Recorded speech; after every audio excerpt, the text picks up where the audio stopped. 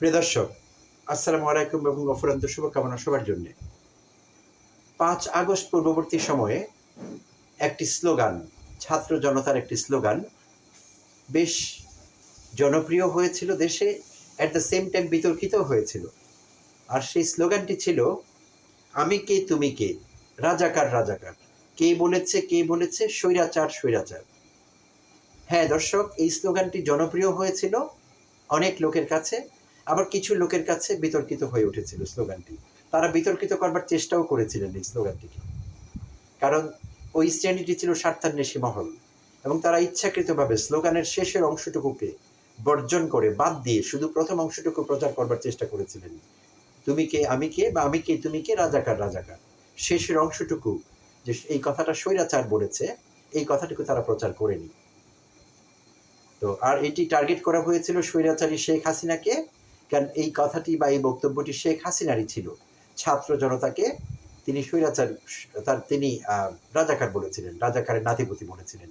এরই প্রেক্ষিতে ছাত্ররা এই স্লোগান দেয়।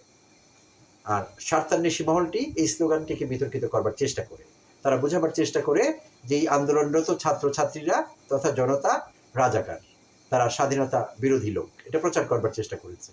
আর সেই জন্যে ইচ্ছাকৃতভাবে স্লোগানটিকে বিকৃত করবার বা বিতর্কিত করবার চেষ্টা করেছে।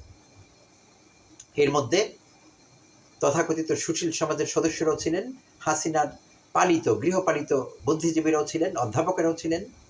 তারাও শেষের অংশটুকু বর্জন করে প্রথম অংশটুকু প্রচার করছিলেন। যদিও এইটুকু বাংলা বুঝবার যোগ্যতা বা ক্ষমতা হয়তো তাদের ছিল, কিন্তু তারা বুঝবার চেষ্টা করেননি অথবা করেননি, বুঝেননি। তো যাই হোক, এইভাবে 5 আগস্ট পরবর্তী সময়েও বেশ কিছু জনপ্রিয় স্লোগানকে বিতর্কিত করবার চেষ্টা হয়েছে, আমরা দেখতে পেয়েছি। যেমন খুব সাম্প্রতিককালে সেকেন্ড রিপাবলিক, এই দাবিটি নতুন নবগঠিত রাজনৈতিক দল জাতীয় নাগরিক পার্টি, তাদের এজেন্ডাতে এটি আছে, তাদের ম্যানিফেস্টোতেও আছে, এটি তাদের ঘোষণায় আছে, বক্তব্যে আছে, সব জায়গায় আছে।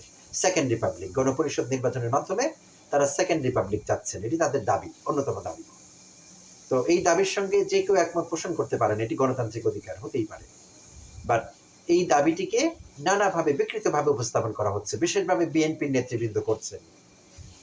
সালাউদ্দিন আহমেদ বিএনপির স্থায়ী কমিটির সদস্য, উনি বলবার চেষ্টা করছেন যে ছাত্ররা না বুঝে এসব বলছে, সেকেন্ড রিপাবলিক কি তারা জানে না।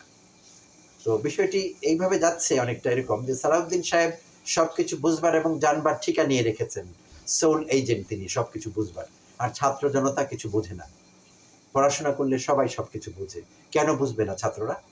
উনি যদি বুঝতে পারেন, উনিও তো পড়াশোনা করেই বুঝেছেন, তাহলে ছাত্ররাও পড়াশোনা করলে বুঝতে পারবে বিষয়টি, আর না পারলে তারা এই টার্মটি কোথায় পেল?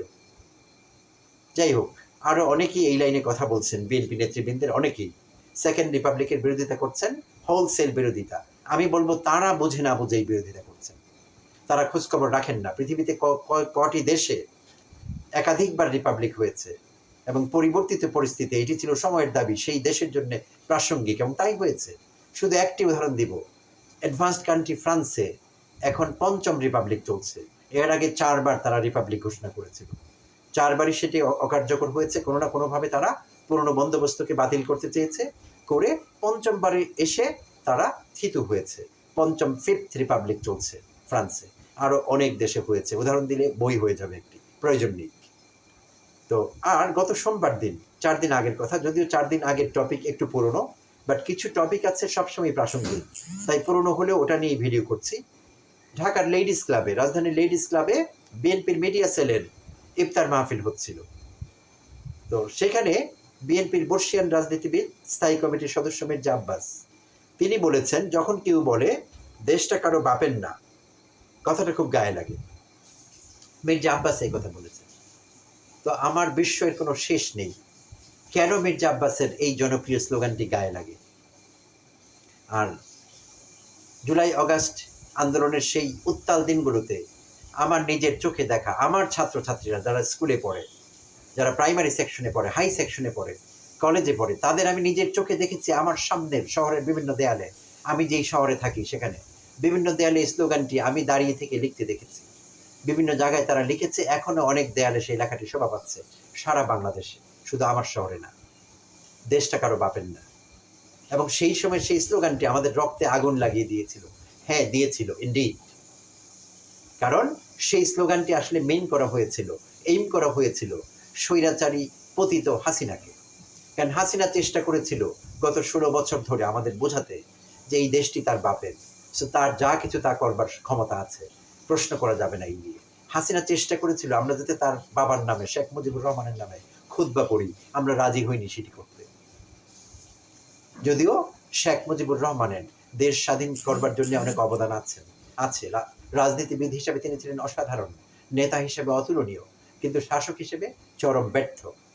তাই তার মূল্যায়নটি আমরা এবং আরো অনেকে এইভাবেই করি। আমরা আনকন্ডিশনাল লয়্যালটি তার প্রতি শো করি না, করতে পারিও না। দোষে গুণে মিশে তিনি একজন মানুষ ছিলেন, কিন্তু হাসিনা তাকে গ্লোরিফাই করে তাকে দেবতার আসনে বসিয়েছিলেন, চেয়েছিলেন আমরাও বসাই, আমরা সেটা পারিনি। আর হাসিনাকে টার্গেট করে তখন এই জনপ্রিয় স্লোগানটি সৃষ্টি হয়েছিল, দেশটা কারো বাপের না। অর্থাৎ হাসিনা যতই চেষ্টা করুক, আমরা মানছি না, দেশবাসী মানছে না দেশটি হাসিনার বাবার, তাই এই দেশ নিয়ে হাসিনা যা খুশি তা করতে পারবে। সেই মুহূর্তে সেই প্রেক্ষাপটে এই স্লোগানটির জন্ম। আর এই স্লোগানটি শুনলে মির্জা আব্বাসের কষ্ট হয় কেন? মির্জা আব্বাস কি হাসিনার এজেন্ডা বাস্তবায়ন করছেন? হাসিনারও কষ্ট হয় এটা শুনলে। তাহলে হাসিনার কষ্ট হতেই পারে, মির্জা আব্বাসের কেন কষ্ট হবে? হয় মির্জা আব্বাস বিষয়টি বোঝেন না, জানেন না, এই স্লোগান কখন হয়েছিল তিনি জানেনই না, ঘুমের ঘোরে ছিলেন, বলতে পারবেন না, অথবা জানলেও কোনো ধান্দা আছে, এমন একটি জনপ্রিয় স্লোগানের বিরুদ্ধে তিনি কথা বলছেন, তার নাকি গায়ে আগুন লাগে। Excuse me. এবং অদ্ভুত এবং অপ্রাসঙ্গিকভাবে বলবার চেষ্টা করেছেন, এই দেশ যদি তার দাদার না হতো, তার বাবার হতো না, তার বাবার না হলে তার হতো না, তাই নাকি তার খারাপ লাগে এই স্লোগানটি শুনতে। স্লোগান সৃষ্টির প্রেক্ষাপট এবং তার এই ব্যাখ্যা দুটোকে একসঙ্গে যায় প্রিয় দর্শক? যায় না। সো এটি অবান্তর, তিনি যা বলেছেন অগ্রহণযোগ্য এবং নিন্দা করি তার এই ঘটনার। এবং তারা ইদানিং যা ইচ্ছে তাই বলছেন। মির্জা আব্বাস তো বটেই, অন্যান্য নেতারাও বিএনপির যে যা খুশি যখন যা খুশি তাই বলছেন, যুক্তির ধার ধারছেন না, প্রাসঙ্গিকতাকে কেয়ার করছেন না। তারা তাদের কথোপকথনে, শব্দ চয়নে, বাক্য গঠনে আরেকটু সচেতন হলে দলের জন্য ভালো হবে, আমাদের জন্যেও। ধন্যবাদ দর্শক, ভালো থাকবেন।